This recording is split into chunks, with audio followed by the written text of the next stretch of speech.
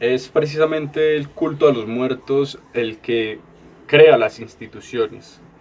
Esto sucede mucho más atrás de la historia clásica griega. Sucede quizá 2500 años mucho antes de toda esta historia que ha marcado eh, notablemente toda la historia de Occidente. Es, digamos, el culto a los muertos porque de ahí es de donde surge la religión, y a partir de la religión es donde se empiezan a imponer, digamos, las instituciones. Una de ellas, y quizá la primera de todas, es la familia. La familia puede considerarse la primera institución, donde el hombre era quien llevaba, digamos, las riendas del hogar, toda su sangre, digamos, todos sus familiares se supeditaban a sus decisiones y no había mayor autoridad que el padre, ni siquiera leyes exógenas, ¿sí? Es decir, cada familia, cada hogar era autónomo por sí mismo, en tanto que cada familia tenía unos antepasados propios. De ahí el culto a los muertos, que sea el que marque el principio de las instituciones y de la familia y de la religión.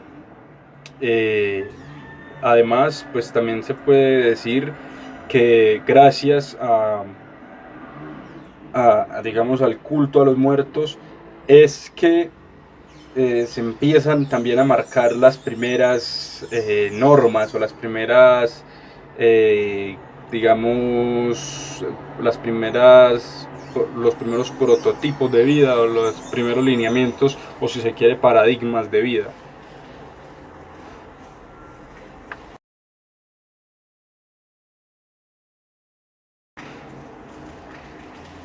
No, para nada. Las instituciones de hoy en día no se asemejan en absoluto con las instituciones eh, pues, de la antigua Roma o de la antigua Grecia.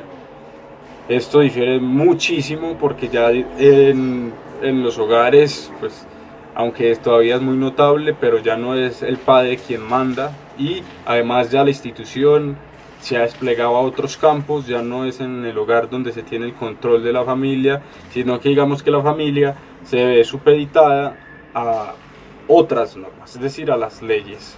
Se ve supeditada a esto, a regirse por conductas, es decir, por una moral que cobija a toda una sociedad. Entonces no podemos comparar las instituciones actuales con las instituciones del pasado.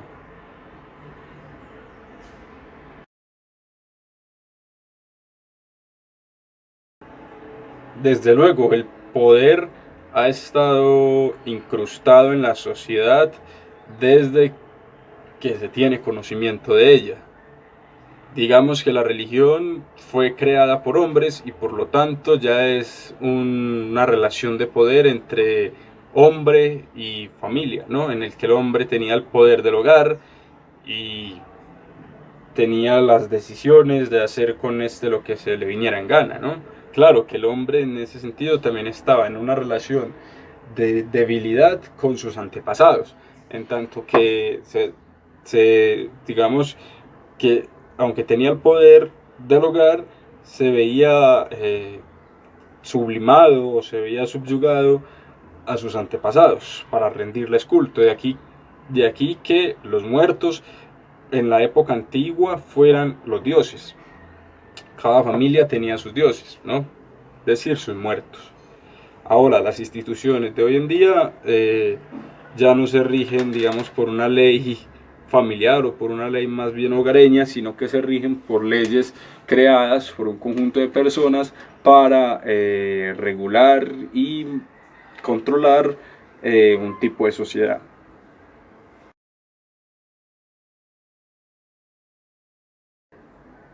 Sí, en una sociedad son importantes las normas, en tanto que estas son las que, digamos, eh, tejen un tipo de bienestar social en el que todos puedan convivir. Si pensamos una sociedad sin normas y sin leyes, yo creo que sería un caos, un caos y se prestaría simplemente para problemas que llevarían, digamos, a un colapso social. De ahí, pues, que por el mero hecho de tener que relacionarnos con los otros, ya tengamos también eh, que, que ajustarnos a un tipo de normas o a un tipo de reglas.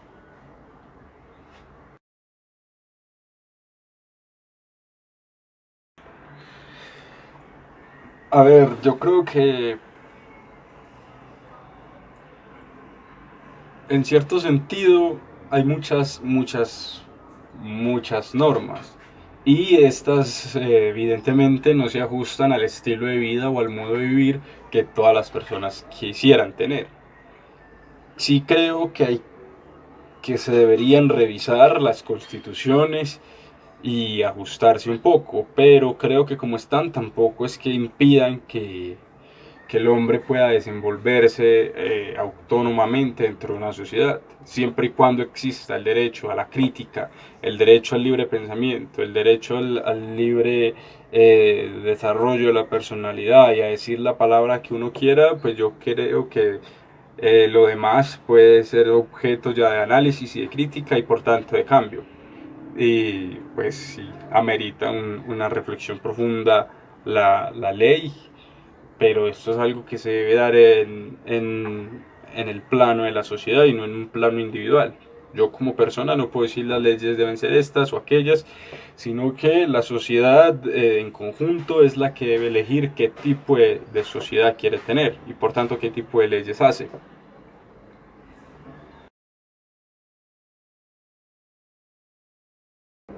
Yo creo que los filósofos tienen muchísimas más capacidades para llevar una nación. No obstante, eso no quiere decir que otro tipo de personas que se dediquen a otro tipo de cosas no puedan hacerlo.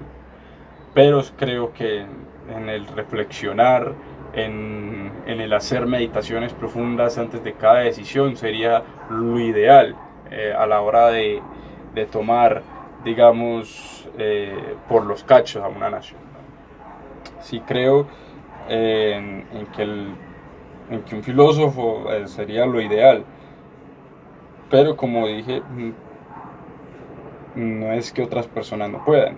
Si hay gente preparada, que sabe mucho, que sabe pensar, que sabe que hay diferentes discusiones al respecto, no le veo problema en que otro tipo de persona que no sea un filósofo pueda ocupar las riendas o pueda ocupar el puesto de manejo de un Estado.